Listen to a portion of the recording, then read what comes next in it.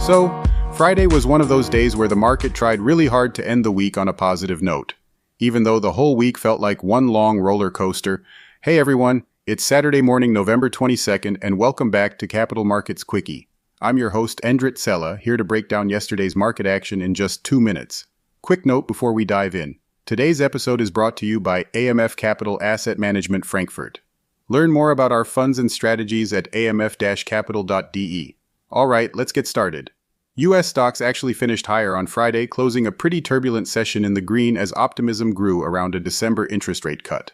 The Nasdaq climbed around 0.9%, the Standard & Poor's 500 rose about 1%, and the Dow added roughly 1.1%, just under 500 points.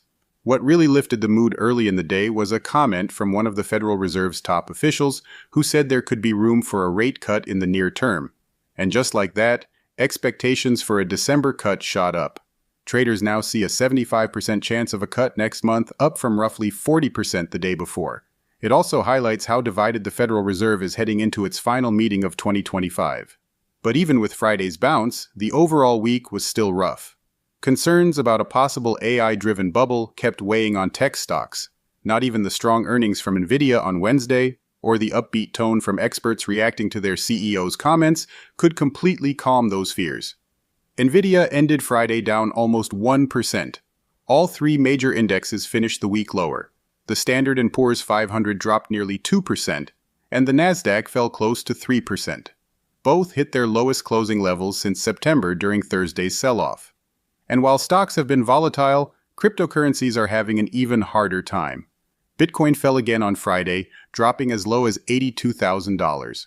It's now on track for its worst month since the major crypto crash back in 2022. On the consumer side, things didn't look much better. A sentiment reading from the University of Michigan dipped again in November, falling to 51. People are still worried about higher prices and job insecurity, and that's starting to show in the data. So yeah, the week ended on a green note, but the overall mood is still pretty cautious. Alright, that wraps up today's Capital Markets Quickie. Join me again Monday morning for more market updates. See you then.